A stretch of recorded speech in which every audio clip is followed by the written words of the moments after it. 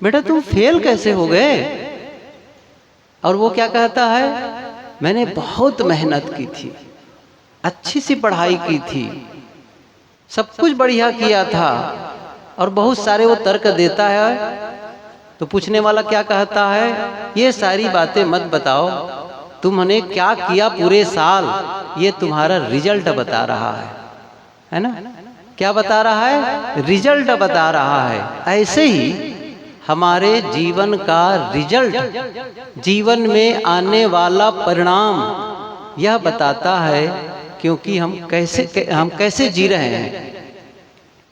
क्योंकि जीवन का जो परिणाम आ रहा है कहीं अलग से नहीं आ रहा है, आपके जीवन से आ रहा है। और ये बाहर से नहीं आते हैं।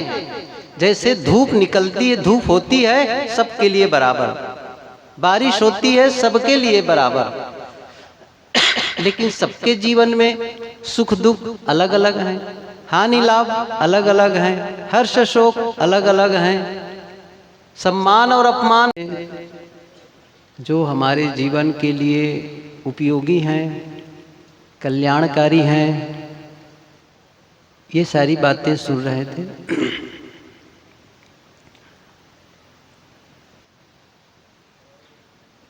एक छोटा सा प्रश्न स्वयं से करना है। वह प्रश्न क्या है?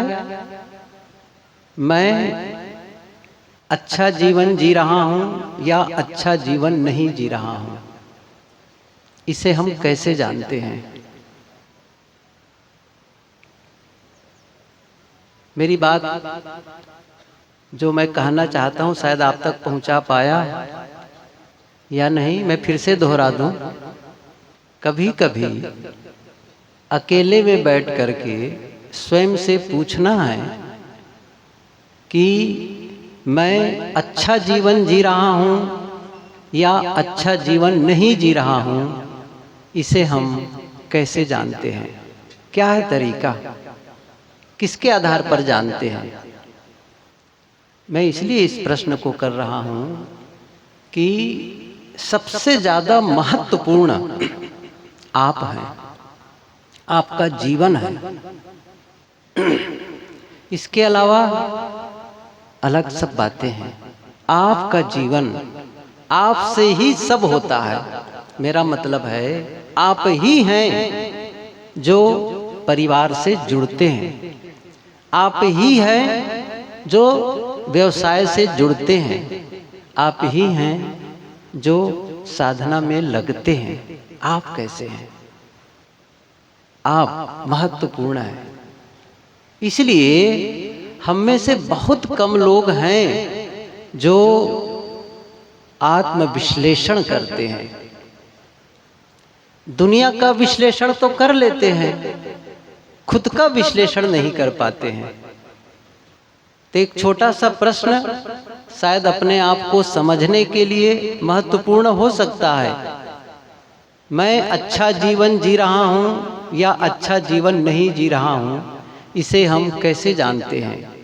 हम में से बहुत कम लोग तो जानने का प्रयास ही नहीं करते हैं। सीधी सी बात है। और इसका उत्तर बहुत सरल है। क्या है वह? किस तरीके जानने का तरीका क्या है? कैसे हम जाने कि हम सही जीवन जी रहे? कोई कह सकता है मैं सही जीवन जी रहा हूं, मैं कह दूं कि नहीं आप गलत जीवन जी रहे हैं। कैसे प्रमाणित करेंगे कि मैं सही जीवन जी रहा हूं? देखिए, बड़ा सरल इसलिए कह रहा था मैं कि इसे जानने के लिए कहीं बाहर जाना नहीं है। इसको जानना है तो खुद स्वयं को देखें। जीवन में आने वाला परिणाम, जीवन में जो रिजल्ट रोज रोज आ रहा है ना, उसे देखें, बस पता चल जाएगा। जैसे एक विद्यार्थी पूरा एक साल पढ़ाई करता है, परीक्षा होती है, रिजल्ट आता है, फेल हो जाता है। पूछा गया कि भाई बेटा तुम फेल कैसे हो गए? और वो क्या कहता है, मैंने बहुत मेहनत की थी, अच्छी सी पढ़ाई की थी, सब कुछ बढ़िया किया था, और बहुत सारे वो तर्क देता है। तो पूछने वाला क्या कहता है, ये सारी बातें मत बताओ, तुमने क्या किया पूरे साल, ये तुम्हारा रिजल्ट बता रहा है ना। क्या बता रहा है? रिजल्ट बता रहा है। ऐसे ही हमारे जीवन का रिजल्ट, जीवन में आने वाला परिणाम यह बताता है क्योंकि हम कैसे जी रहे हैं।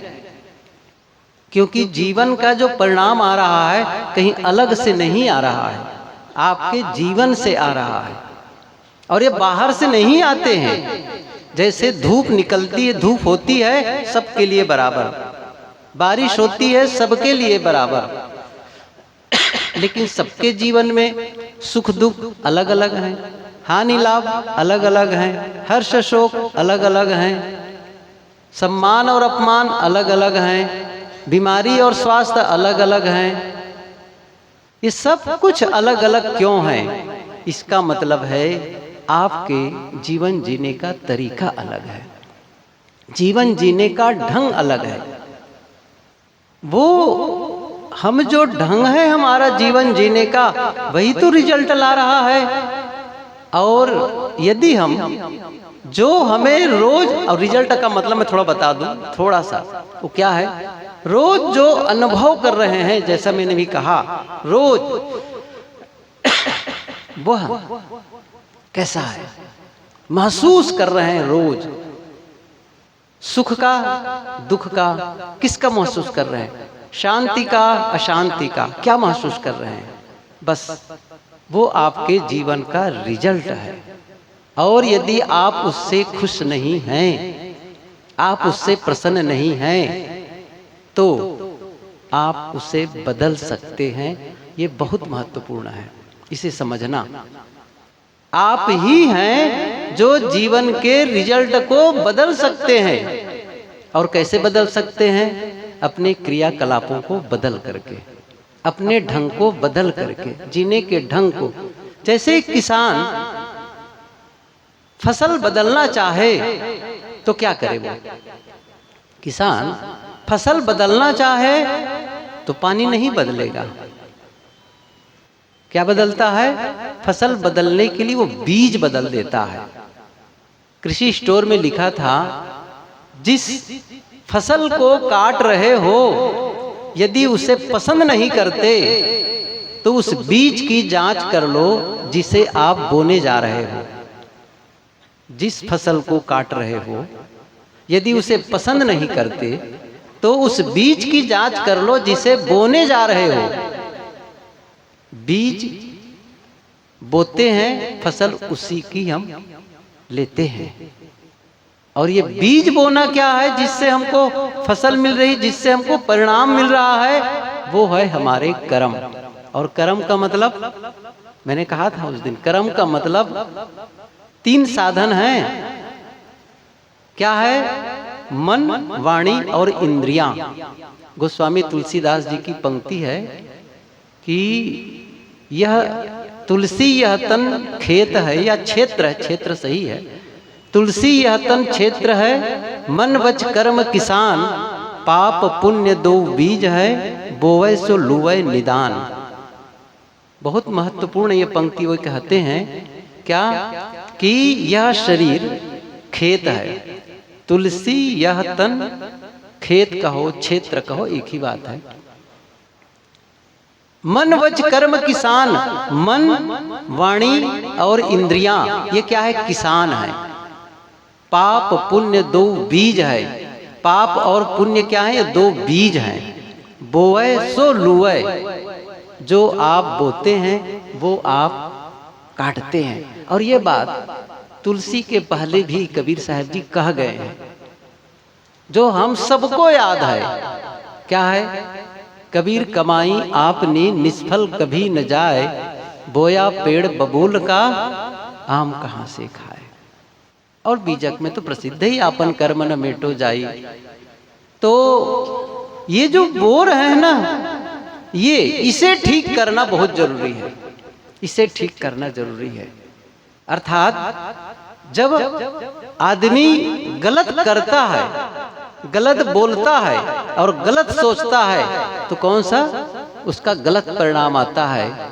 अच्छा करता है, सही करता है, सही बोलता है और सही सोचता है तो उसका सही परिणाम आता है। उसको यदि सुख शांति का अनुभव करना है, आनंद का अनुभव करना, एक सूत्र आप लोग याद कर लीजिए, जो आप चाहते हैं जीवन में उसका आपको अभ्यास करना पड़ेगा। ये आप ध्यान दीजिए, जो चाहते हैं उसका अभ्यास करना पड़ेगा, वो अपने आप आने वाला नहीं है। अब सोच लो क्या चाहते हैं आप कहेंगे बहुत बातें विस्तार न दे करके यदि इतना ही कहना चाहे, मैं जब अकेले में बैठूं, आप सभी कभी अकेले में बैठें और ऐसे आंखें बंद करके चुपचाप बैठ जाएं तो क्या महसूस करना चाहिए आपको? क्या होनी चाहिए उस समय? उस समय शांत, मौन, किसी या तो किसी की याद ना आए, यदि याद आए अच्छी बात क्या है, किसी की याद ना आए। सुबह के सत्र में बीजक मंदिर में पूज्य श्री आचार्य साहब जी के विचार सुन रहे थे। बहुत थोड़ा बोलते हैं लेकिन बड़े काम की, कि आप जब करते हैं ना तो दुनिया को पाते हैं।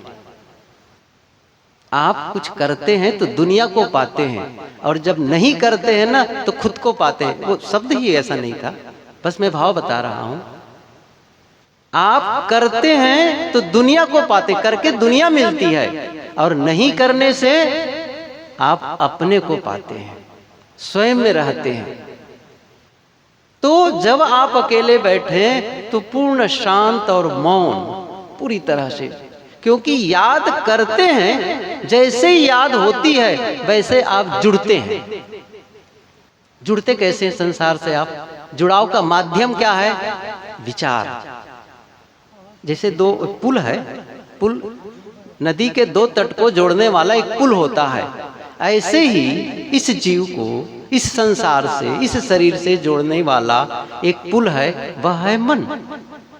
मन कहो, विचार कहो, एक ही बात है वो विचार। तो वो विचार क्या कर रहा है? विचार का मतलब जैसे देखिए, मन का मतलब ही होता है या तो याद करना, स्मृति, या तो फिर कल्पना करना भविष्य की। अतीत की स्मृति और भविष्य की कल्पना। अतीत की स्मृतियां होती हैं और भविष्य की कल्पना होती है।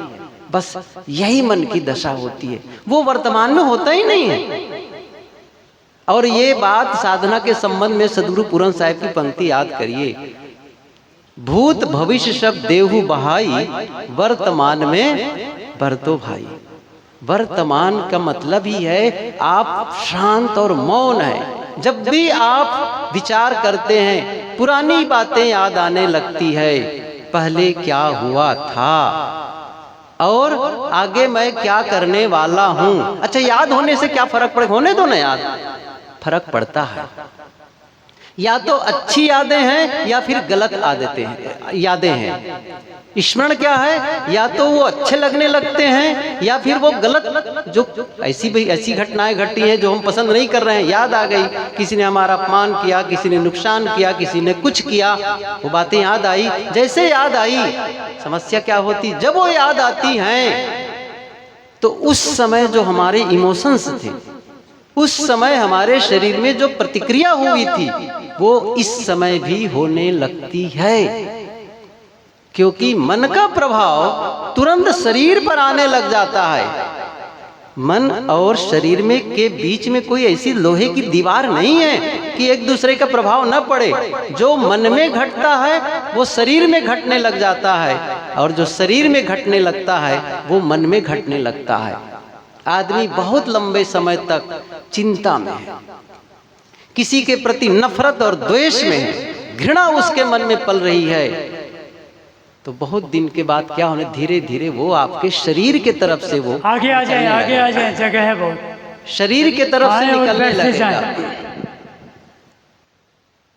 क्योंकि मन का विकार धीरे धीरे वो विकार का मतलब समझिए एक प्रकार से ऊर्जा ही है वो किसी न किसी प्रकार से वो बना ही है वो, और वो अब उधर से नहीं निकल पा रहा है तो शरीर के माध्यम से वो रोग के रूप में निकलने लगता है।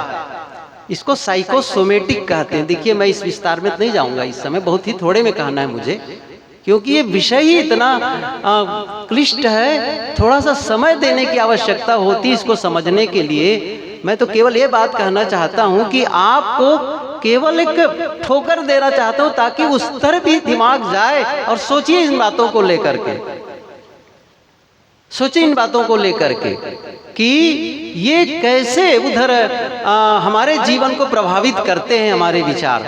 तो शरीर में कुछ बहुत लंबे समय तक बीमारी चलने लगती है तो मन भी एकदम चिड़चिड़ा होने लगता है, अशांत होने लग जाता है। बार बार एक बार कहीं शरीर में कहीं दर्द होने लग जाए तो आप कहीं अकेले में चाहे स्वाध्याय करना चाहें, चाहे साधना करना चाहें, मन बार बार जाने लगेगा। शरीर खींच लेता है मन को और मन खींच लेता है शरीर को। साहब की पंक्ति याद करो, तन राता मन जाता है, मन राता तन जाए, तन मन एक होए रहे तब हंस कबीर कहाए। जहां आपका शरीर है, जैसे आप यहाँ बैठे तो आप यहीं रहिए ना, जहां है वहीं, लेकिन अभी घर की याद आ गई, किचन की याद आ गई, दुकान की याद आ गई और न जाने कहां। ठीक है, आ गई, आवाज आ रही है, एकदम बढ़िया है साहब, चलने वो याद आती है। तो याद जैसे मैंने अभी जैसे कहा था कि जैसे वो याद आती है, याद क्यों आ गई तो क्या गलत है? गलत यह है जैसे आज से 2 साल पहले किसी ने आपका अपमान किया, किसी ने आपका नुकसान किया, या घर में किसी सदस्य का शरीर नहीं रह गया, मर गया किसी कारण, कुछ भी हुआ, जैसे इस समय याद आई किसी ने आपका अपमान किया था। कब किया था? 2 साल पहले। अभी तक तो कोई बात नहीं थी, जैसे याद आती है तो क्या होने लगता है? उसके प्रति मन में उद्वेग आने लग जाता है, वेग आने लग जाता है। नहीं आ रहा था, उसकी याद नहीं हो रही थी, कोई फर्क नहीं था, जैसे याद आई वैसे ही आप उद्वेगित हो गए। कोई ऐसी बात या कोई अच्छी घटना घटी हो, बस क्या हो गया? याद आने लगी, रमने लग गया। एक में राग की शुरुआत हो जाती है और दूसरे में द्वेष की शुरुआत हो जाती है। ये दोनों से ही बचना है। सद्गुरु विशाल देव की एक छोटा सा बहुत ही सुक्ति कहिए उसको, जाहि समय कछु याद नहीं, ताहि समय दुख कौल। जिस समय आप अकेले बैठे और कोई याद ना आए, उस समय कोई दुख है आपको? सोचिए, न किसी व्यक्ति की याद आ रही है, न किसी पदार्थ की याद आ रही है, न किसी घटना की याद आ रही है, आप दुखी होंगे? न कल्पना हो रही है आगे की, आगे जाऊंगा तो ये करूंगा, आगे मेरा कोई नुकसान कर सकता है, आगे मेरा कोई अपमान कर सकता है, आगे मैं कोई मर सकता, कुछ भी सोच रहे हैं। आगे के लिए भी सोचना बंद कर दीजिए, पीछे वाला भी सोचना बंद कर दीजिए। जिस समय वर्तमान में हो गए, कौन सा दुख होगा आपको? हम सभी तो चाहते हैं दुख रहित अवस्था। अब मैं क्या कर रहा था? उसका अभ्यास करना पड़ेगा। एक ऐसी दशा बनाए रोज जब आप उस दुख रहित अवस्था का अनुभव करें, उस शांति का अनुभव करें, जिस समय आप बिल्कुल शांत, कोई हलचल नहीं, उस अवस्था का अनुभव करें, रोज अनुभव करें। एक समय बैठ जाइए रोज का थोड़ी देर के लिए, बस इतना ही सोच लीजिए केवल, क्या इस समय मैं कुछ नहीं चाहता। बस कितनी देर के लिए? ज्यादा मैं नहीं कहता हूँ, आधे घंटे के लिए निर्णय ले लो, 1 घंटे, जितना आप समय निकाल सके, रोज थोड़ी देर बैठ करके। उस समय पढ़ाई मत करिए, बस चुपचाप बैठ जाइए और क्या कहना है? मैं कुछ नहीं चाहता। बस कुछ नहीं का मतलब कुछ नहीं ना, बस कुछ नहीं। न मैं देखना चाहता हूँ, न मैं सुनना चाहता हूँ, न मैं बोलना चाहता हूँ, न खाना पीना, आना जाना, सब बिल्कुल ब्रेक लगा दीजिए। मैं कुछ नहीं चाहता। और ध्यान दीजिए, कुछ मिनट के लिए भी कुछ नहीं की दशा में आ गए, अर्थात कुछ नहीं चाहने की दशा में आ गए, तो आप ये मत समझिए कुछ नहीं को मत समझिए कुछ नहीं है, ये कुछ नहीं की दशा ही सब कुछ है जीवन में, फिर सब कुछ है वो। साहब की पंक्ति याद करो, चाह गई चिंता मिटी मनुआ बेपरवाह, और जिनको कछु न चाहिए सोई सहंसा। क्या हमने उसका अभ्यास किया? नहीं किया। शांत, लोग कहते घर में शांति हो, शांत होना चाहिए घर का वातावरण। शुरुआत कहां से हो? कहां से हो? आपसे। आप शांत हैं? आप शांत हैं? ऐसा नहीं कि थोड़ी थोड़ी बातों के लिए हड़बड़ा रहे हैं। क्या आपके भीतर शांति है? वो महसूस करना है। अकेले में बैठो, यदि किसी की याद भी आए तो ऐसा नहीं कि उसके प्रति नफरत, घृणा, द्वेष ना। यदि याद आ भी गए तो क्या करना है? प्रेम, मैत्री, करुणा, क्षमा, सम्मान का भाव जगे, स्नेह का भाव जगे। उनके प्रति घृणा, नफरत बिल्कुल नहीं। द्वेष है ना, ये द्वेष हमें बांधता है, राग भी, सब कुछ, ये जितने विकार है ना हमें दुख देते हैं। और ये विकार दूर करना हो तो केवल संकल्प से नहीं जाएगा, केवल बोलने से नहीं जाएगा। अभी साहब की बातें सुन रहे थे, क्रोध छोड़ो। क्या अभी जो सुने, क्रोध की करने से समस्याएं जो होती हैं, जो घटनाएं घटती हैं, क्रोध छूट गया? मैं पूछूं आपसे। अच्छा, दीवार में घर में जाके लिख ले, क्रोध करना बुरा है, क्रोध छूट जाता है? रोज तो पढ़ते हैं। समस्या बताऊं मैं, क्रोध पर जो हम प्रवचन देते हैं ना, जब पीछे जाकर गए तो हम ही क्रोध करते रहते हैं। समस्या क्या है? कुछ होती कि नहीं है? होता नहीं है। आप उससे लड़कर कभी भी पार नहीं जा सकते हैं। विपरीत, उल्टा। विपरीत मतलब है क्रोध क्यों हो रहा है? किसी के अभाव में। नफरत क्यों हो रही है? किसी के अभाव में। घृणा क्यों हो रही? किसी के अभाव में। वो अपने आप में उनका कोई अस्तित्व नहीं है। जैसे अंधेरा, अंधेरा का कोई अस्तित्व है? मैं आपसे कहूं इस समय अंधेरा लाओ, अंधेरा कर दो। अंधेरा करने के क्या करो? जितने प्रकाश के रास्ते हैं ना, सबको आप बंद करेंगे, पर्दा लगाएंगे, कुछ करेंगे ताकि अंधेरा हो जाए। इसका मतलब आप किसको रोक रहे हैं? रोक रहे हैं किसी को, प्रकाश को। समझ रहे ना? इसका मतलब प्रकाश का अस्तित्व है, प्रकाश का भाव है। मैं क्या कहूं फिर? प्रकाश के अभाव में अंधेरा है। इसकी मतलब क्रोध किसी का अभाव है। किसका भाव है? प्रेम का और क्षमा का। कहां है प्रेम? कहां है क्रोध? बताइए आप। क्रोध आपके भीतर में, मन में ही तो क्रोध है। अच्छा, क्षमा कहां है? वो बीज वही। अच्छा, कहां है? अलग है कहीं? एक बड़ा छोटा सा सूत्र है, आप याद रखिए। जहां से क्रोध निकल रहा है और जिन कारणों से क्रोध निकल रहा है, उन्हीं कारणों पर आप क्षमा कर सकते हैं। जैसे कई लोग आकर करते, कभी कभी मुझे बहुत क्रोध आता है तो मैं विनोद करता हूं, दिखाओ जरा क्रोध कहां है। क्या कहते हैं? ऐसे थोड़ी दिखाया जाता है। क्रोध कब होता है? जब कोई हमारे मन के अनुसार ना करे। अभी सुन रहे थे, मन के अनुसार नहीं हुआ, मन के अनुसार धोती नहीं हुई, मन के अनुसार भोजन नहीं मिला। जैसे ही मन का प्रतिकूल हुआ, बस क्रोध आया, बस क्रोध आ गया और हम बड़बड़ बड़बड़ करने लगते हैं। और कब से कर रहे हैं? वो बिल्कुल प्रोग्रामिंग है, बहुत बचपने से देख रहे हैं ना लोगों को, बचपने से प्रोग्रामिंग है। प्रोग्रामिंग है वो के क्रोध करना, बस वो अंदर में सबकॉन्शियस में, माइंड में वो बिल्कुल सेटअप है वो। अब उसको रीप्रोग्राम करना ये एक बिल्कुल अलग विषय है। मैं बहुत थोड़े में बताऊं इस चीज को कि कैसे वो हो। तो फिर वो जिस सिचुएशन में आप क्रोध करते हैं, अब क्षमा कब करेंगे? अब बताइए आप, क्षमा कब कब करते हैं? आप रास्ते रास्ते जा रहे हो, एक मित्र मिला, नमस्ते साहेब बंदगी, और फिर आप कहते मैं आपको क्षमा करता हूं। वो कहेगा काहे के क्षमा करते हैं आप? कुछ तो कारण होना चाहिए ना। क्षमा आप कब करते हैं बताइए? जब किसी की गलती होती, सही है ना? कब होती है? जब किसी की आपके अनुसार नहीं किया, गलत किया है, तभी तो आप क्षमा करते हैं। फिर से याद करिए, क्रोध कब करते हैं? क्रोध कब कर रहे हैं? जब आपके मन के अनुसार नहीं हुआ। बस वही है पॉइंट, वो वही है। जहां पर क्रोध है उसी के बाजू में क्षमा बैठी है। साहब ने कहा है दो एक संगा, वही है।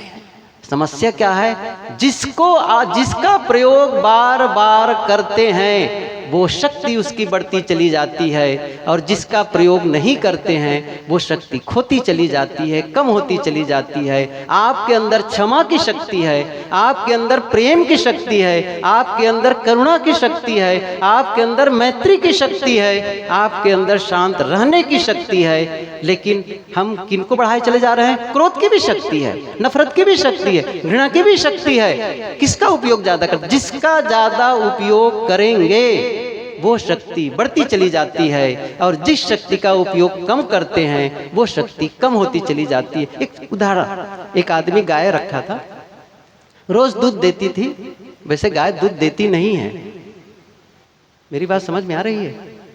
गाय दूध देती नहीं है, ये भी एक भ्रम है। सही है ना?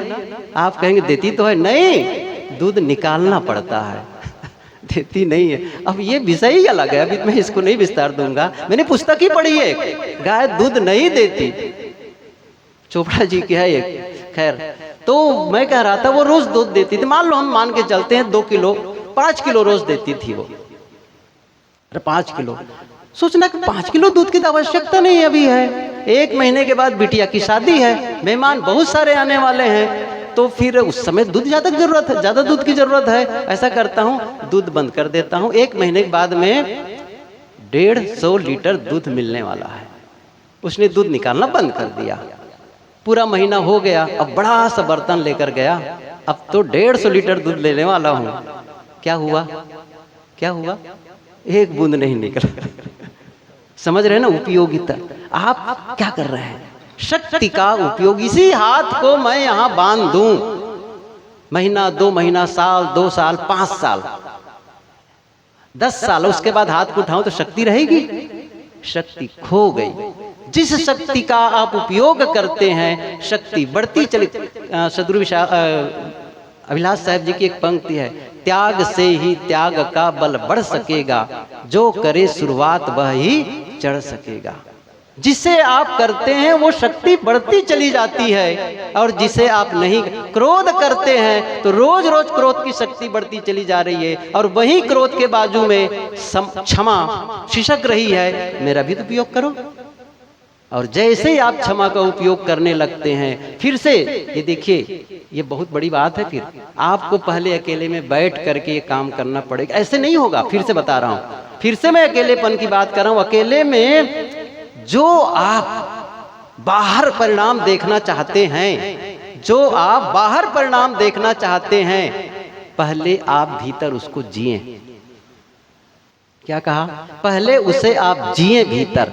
जिसे आप भीतर जिए नहीं है, बाहर आप दिखा नहीं सकते उसको। आप अकेले में बैठ करके जिए। कोई आया आपको क्रोध गलत करने के लिए, ये माताएं बैठती जाए, बैठ जाए, जहां जगह मिले बैठ जाओ। आप कभी अकेले में बैठिए और एक विजुलाइज करिए, एक मानसिक चित्र बनाइए कि कोई आया और आपके सामने खड़े होकर के वो नाराज हुआ, या पिछले सिचुएशन में जिसको देख करके क्रोधित हो जाते हैं, किस घटना को लेकर के नाराज हो जाते हैं, उसको आप ऐसे बैठ लीजिए और देखिए। और फिर आप अंदर में क्या सोचना है कि ऐसी परिस्थिति में मैं उसको बड़े प्रेम से उत्तर दे रहा हूँ, उसके प्रति क्षमा कर रहा हूँ, शांत हूँ, बिल्कुल। इसको पहले से आप भीतर भीतर जीना शुरू कर दीजिए, अभ्यास इसको। ये यही प्रोग्रामिंग जो मैं कर रहा था, इस बड़ा अलग विस्तार की बात है, लेकिन ये आपको पहले करना पड़ेगा। अर्थात फिर से एक शब्द बताऊं, एक शब्द आप सुने होंगे, पोस्टमार्टम। सुने हैं? क्या होता है पोस्टमार्टम? कोई एक्सीडेंटल केस में किसी का शरीर छूट जाता है, मर जाता है, तो क्या करते हैं? पोस्ट मतलब मार्टम, मतलब उसको छानबीन चीर फाड़ करते हैं, ठीक है ना? किसके बाद में? मरने के बाद में। एक दूसरा शब्द बता रहा हूं, प्रीमार्टम। पोस्ट माने बाद में, प्री माने पहले, अर्थात समस्या के आने की संभावना को देखते हुए पहले से ही तैयारी कर लें। मैं इस सिचुएशन में क्रोधित हो जाता हूं, ये संभावना होती है, ऐसी संभावना, इस परिस्थिति में क्रोधित होता हूं। क्या करना है? पहले ही तैयारी कर लो भीतर में। ऐसी सिचुएशन आने के बावजूद मैं शांत रहूंगा। और आप समझ लीजिए, आप पहले से पूर्व में की गई योजना जो गलत प्रदर्शन को रोकता है, पूर्व में की गई तैयारी गलत प्रदर्शन को रोकता है। एक छोटा सा उदाहरण बता के समाप्त करूं। निश्चित है, मैं जानता हूं समय बिल्कुल 2-3 मिनट बाकी है, दीपावली भी बीती है ना कि नहीं? आप जा रहे हैं, अब ऐसे ही बेधड़क चले जा रहे हैं, आपको पता ही नहीं कि क्या होने वाला है। बिल्कुल बाजू मन जाने में, आप जानते नहीं है, एक ने बम फोड़ दिया तो क्या होता है, शरीर कैसा रिएक्ट करता है, सही है ना? आप डर जाते हैं, और जब डरते हैं धुआं एकदम परेशान, और फिर जो फोड़ता है ना उसके प्रति बड़बड़ाते हैं, ये बदमाश लोग न जाने कहाँ कहाँ फोड़ते रहते, परेशान करते हैं, बेकार प्रदूषण देखो ना, धुआं धुआं हो गया, भयभीत भी हुए, सब कुछ हुआ। क्यों? जानते ही नहीं थे इसके बारे में। अब थोड़ा दूसरा सिचुएशन को देखिए, आप स्वयं दीपावली के दिन बम फोड़ने के लिए रख लिए, समझ रहे ना? आपको पता है कि बम फूटने वाला है, पहले पता नहीं था कि कोई आवाज होने वाली है, जोर से धमाका होने वाला है, लेकिन अब क्या है, फोड़ने के पहले पता है ये विस्फोट होने वाला है। जा रहे हैं, लगाते हैं, अब आप तैयार खड़े हैं कि कब वो फूटे, और जैसे फूटता है आप डरते हैं। अच्छा, बड़बड़ाते हैं? नहीं बड़बड़ाते हैं, समझ रहे हैं ना? क्यों? पहले से जानते थे, पहले से तैयार, आपका पूरा प्रिपेयर हैं, आप पूरी तरह से मानसिक रूप से, शारीरिक रूप से पूरी तरह से आप उस परिस्थिति को समझ चुके हैं, और वो आपको कोई विचलित नहीं कर पाता है। मैं वही कह रहा हूं, जिस सिचुएशन में आप विचलित होते हैं उसको पहले आप जीना शुरू कर दीजिए। अंदर में ये काम जब करते हैं तो क्या होने लगता है, शांत। जो आप चाहते हैं उसको पहले आपको अभ्यास करना पड़ेगा, जीना पड़ेगा। वो साहब की पंक्ति याद करो, रोज अभ्यास करत करत अभ्यास दे। हम अभ्यास ही नहीं करते हैं जीने का, शांत रहने का अभ्यास ही नहीं करते। रोज शांत, मौन रहने का, बड़बड़ से छुट्टी ही नहीं है, शांत। प्रेम का अभ्यास, ये प्रेम को जीना शुरू कर दीजिए, क्षमा को जीना शुरू कर दीजिए, करुणा को जीना शुरू कर दीजिए। अंदर में वो सब शक्ति हमारे भीतर है, उस शक्ति को बाहर खींचे, बाहर निकाले वहां से। जैसे जमीन में सारी फसल है, बस उसको खींचना है, और खींचने का तरीका है बीज को बोना, बस उसको खींचना है भीतर से। कर्षण, खींचो। अंदर में हमारे भीतर सद्गुणों का साम्राज्य है, पवित्रता का और निर्मलता का साम्राज्य है, उसे आपको खींचना है। और ये कैसे खींचेंगे? साधना से। अकेले बैठे रोज क्षमा में जिए, प्रेम में जिए। रोज अकेले बैठ करके सबके प्रति प्रेम और मैत्री की तरंगे भेजे, शांत रहने का। रोज सुबह उठ करके अपनी ऊर्जा को सही दिशा देना शुरू कर दीजिए, जीवन बदलना शुरू हो जाएगा। बिल्कुल हर आदमी अपने जीवन को बदल सकता है, हर में वो योग्यता है, सब में वो शक्ति है, अपने जीवन को ट्रांसफॉर्म कर सकता है, एकदम बदल सकता है, और एक आनंद का अनुभव, सुख का अनुभव कर सकता है, शांति का अनुभव कर सकता है, प्रेम का अनुभव कर सकता है। हम सभी यही करें। आप सबके प्रति आभार, धन्यवाद। साहेब बंदगी। ये थे विचार अपने श्री साहब के। साहब की पूरी कोशिश रही हम सभी को शांत दशा की तरफ ले जाना। बहुत ही सुंदर विचार रहे।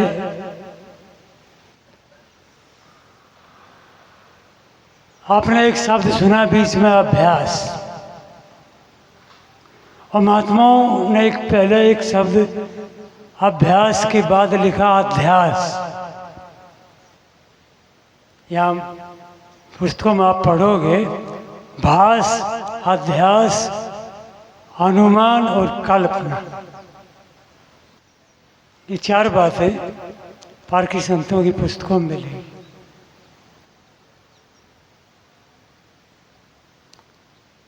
बात बहुत सीधी और साफ है।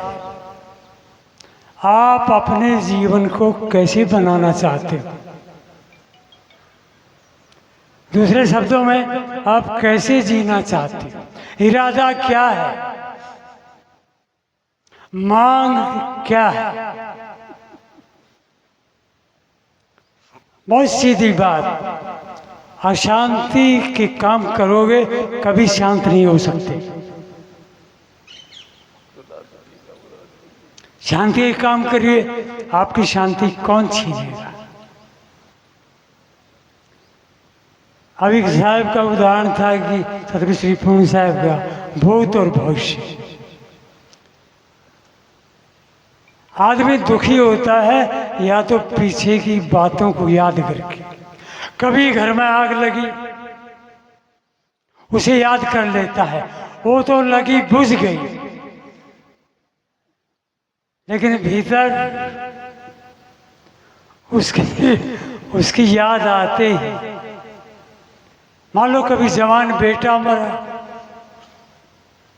हम सदा दूसरे से प्रभावित होते हैं, दूसरे में कोई भी हो। साहब ने बहुत बहुत अनेक उदाहरणों से कोशिश की। शांत होना नहीं होना ये आपके ऊपर है। अभ्यास का मतलब इतना ही है, किसी काम को बार बार जब करोगे, वो बार बार करने का नाम अभ्यास। अच्छाई की तरफ बढ़िए बार बार। संत महात्माओं ने बहुत ही, पारखी संतों का बड़ा उपकार है। हम जो भी कुछ जागृत में करते हैं, करता हम है, आपकी बागडोर किसी के हाथ में नहीं। कोई कॉलेज स्कूल अटेंड नहीं किया उस महात्मा ने, कितनी गजब की बात कही कि जागृत में यावत विषय तू किया है, उसी का फोटो तो निरंतर लिया है। ये हम बैठे हैं ना अभी आमने सामने, ये हमारा बैठना व्यर्थ नहीं है, ये सार्थक है। हाँ, भीतर से आपका घर या कोई चीज यदि आपको याद आती है, अब दो बातों के बीच आपका जीवन खड़ा है। यदि महात्माओं से प्यार है तो जो विचार थे उससे छूटिए, इधर लक्ष्य दीजिए, और ज्यादा उसमें डूबे रहे तो कोई भी आपको नहीं बैठा सकता। पहले विचारों से चलते रहे और कुछ देर के बाद आप पैरों से चल पड़े। ऐसे होता है। इसका चिंतन मनन वो एकांत में आदमी अकेला होता है। तो पहले कारण कार्य की रूपरेखा समझिए। पारक सिद्धांत एक ऐसा सिद्धांत है, भैया सारे एक दिन उन्हें उठो, वो साहब बैठ जाएंगे, पुराने हैं, साथी उसका साथ में है।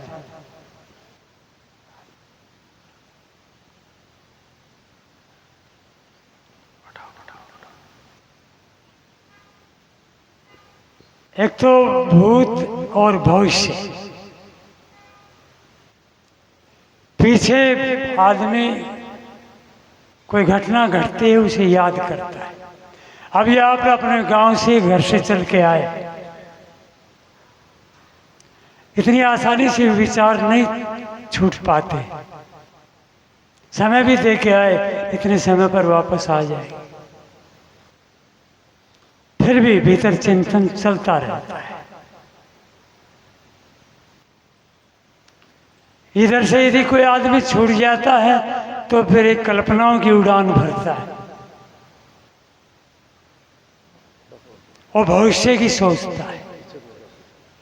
बेटा पैदा होगा, बड़ा होगा, उसकी नौकरी लगेगी, फिर उसकी शादी होगी, फिर तनख्वाह घर में आएगी, फिर यहाँ पर पंखा लगवाऊंगा, यहाँ लगेगा ऊपर। इतना लंबा समय ले जाता है। आप ये समझ लो कि अशांत हम क्यों होते, दुख कैसे पैदा होता है।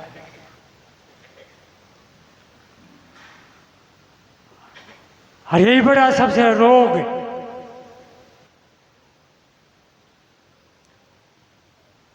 डूबे कभी यादों में, याद सदा पीछे की आती है। खोए कभी ख्वाबों में, योजनाएं सदा आगे की बनती हैं। छूट क्या जाता है, जिसको हम वर्तमान कहते हैं। अभी हम सभी भाई बैठे हैं, कसौटी ये है वर्तमान। जो बात गई गई, आपकी अपनी मौज, चाहे रोज रो, कोई नहीं रोक सकता। और यदि समझ बढ़ जाए तो कोई माई का लाल आपको रुला नहीं सकता। कथा परसों नरसों में आप सुने थे, बहुत नगद सत्संग है पारखी संतों का। डूबे कभी यादों में, याद किसकी आती? दूसरे की। खोए कभी ख्वाबों में, ख्वाब किसके, योजनाएं किसकी? कल ऐसा होगा वैसा होगा। अभी भी यहाँ बैठे बैठे परेशान हो सकते हैं, पता नहीं महात्मा कब बंद करेंगे।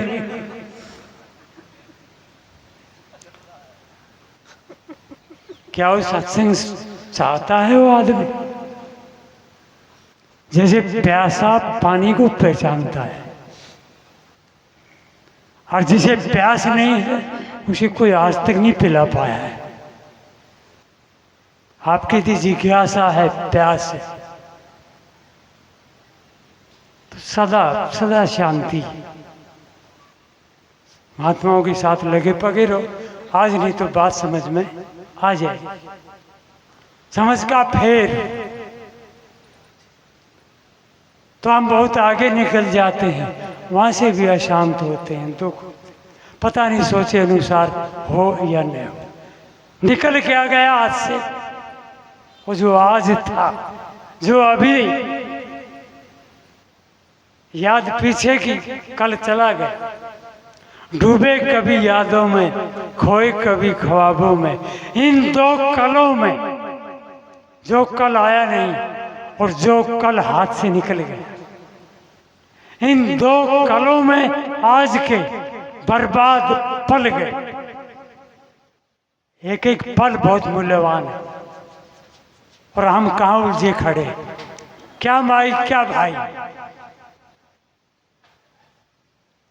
हमें जीने का ढंग नहीं आया। सतगुरु कबीर साहब की यदि बात पकड़े तो जीने की कला का नाम धर्म है। धर्म किसी मंदिर मस्जिद में नहीं है। आप धार्मिक होना चाहते हो, कोई नहीं रोक पाएगा। वहां फिर साहब ने बार बार कोशिश की कि सद्गुणों को अपनाओ, क्रोध आपको शांत नहीं कर सकता। ये बातें कहना सुनना सब जानते हैं, जानना इसका स्वभाव है ही। वो कभी भी सत्संग में नहीं आया, तभी उसे पता है ये धनुष का मेरा नहीं। चोर भी जानता है मेरा मेरा है, उसका उसका है। शराबी भी जानता है कि शराब खराब है। हर झगड़ा करने वाला जानता है कि झगड़ा ठीक नहीं। कौन नहीं जानता? जानना इसका स्वभाव है ही, चाहे एक दिन भी सत्संग में नहीं आया हो। ये जीव जनैया है, जानता है, मगर गड़बड़ कहाँ है? मानता नहीं है। अब इसे कौन मनाए? जानता है, मानता नहीं। यहीं से देखिए, कौन छूटना नहीं चाहता दुखों से? सब छूटना चाहता, छूटना भी चाहता है और छोड़ता भी नहीं है। क्या गजब की बात चल रही है। और अपने जीवन के साथ, औरों की बात छोड़िए, दूसरा दूसरा है। आप ही ठीक नहीं, दूसरे को क्या ठीक करे? बात कहाँ फंसती है? छूटना भी चाहता है, जानता है कि आज तक कुछ नहीं मिला, आगे भी कुछ नहीं मिलेगा, ये भी उसे पता है। मगर वो जो रुचि, वो जो स्वाद, वो जो आसक्ति, चाहे जिस विषय की, ये विषय का जगत का पसारा है। इतनी बात भी याद रख लो, ये बात आपको झटका देगी। छूटना भी चाहता है और छोड़ता भी नहीं है। अब आपकी अपनी मौज, नियम सब पर लागू। गोनेका जी ने या किसी विद्वान ने एक बात कही कि कुदरत का कानून, प्राकृतिक नियम, स्वाभाविक कुदरत का कानून सब पर लागू हो, सब पर, क्या बूढ़ा क्या जाए। कुदरत का कानून है सब पर लागू हो, विकृत मन व्याकुल रहे और निर्मल सुखिया हो। यदि आपके मन में मलिनता है, निर्मलता नहीं है, दुखी रहोगे। ऐसे दिन जाता, एक एक पल जाता है। एक एक पल की कीमत को महात्मा हमें समझाते। तो इसलिए डूबे कभी यादों में, खोए कभी ख्वाबों में, इन दो कलों में आज के बर्बाद पल गए। या तो बहुत आगे या बहुत पीछे। अभी साहब श्री पूर्ण साहब का आधार लिए उस साखी का, दोहे का, कि भूत और भविष्य सब देव बहाई, वर्तमान में बरतो पाए। तो आज को सुधारो। अभी जहां बैठे यही, लेट तो पहले ही हो गए। इतना जीवन बीत गया, ये हमारी भूल के कारण। आज सुधारो तो कल सुधरेगा। और ये भी ध्यान रहे, साहब बैठिए, आपका नंबर आएगा, जाना नहीं है। आज सुधारो तो कल सुधरेगा। और एक बात याद रखना, काल आ जाता है और कभी कल नहीं आता। ये जो आज हम कह रहे हैं, ये भी कल था। और जिस कल के इंतजार है वो फिर आज हो जाएगा। काल आ जाएगा, मौत आ जाएगी, आपका कभी कल नहीं आएगा। इसलिए महात्माओं की बहुत कोशिश है अपने जीवन के लिए भी। या प्राणी मात्र में तो पशु पक्षियों को तो कुछ कहना सुनना नहीं हो सकता। भाइयों के लिए, मनुष्य शरीर पाए हुए उनके लिए ये सारा आदेश उपदेश। आज सुधारो तो कल सुधरेगा। आज और अभी, इतनी बात भी याद रखो, जो अभी है वही फिर सभी। जो अभी नहीं है, पक्की बात समझना, वो फिर कभी भी नहीं है। वो बकवादी आदमी। साहब ने कहा कि जान बूझ जो कपट करत है, तेयस मंद ने कोई, कहें कबीर तेई मूड को, भला कौन विधि हो। आज सुधारो कल सुधरेगा। अपने कर्मों को सुधारो। साहब ने कहा कि तुम क्षमा कर देना। ये बात दोहा आपने पढ़ा होगा कि आवत गारी एक है, उल्टत हो तनेक, कहीं कबीर मत उलटिए, रही एक की एक। आप में ये हिम्मत होनी चाहिए कि देने दो ना गाली।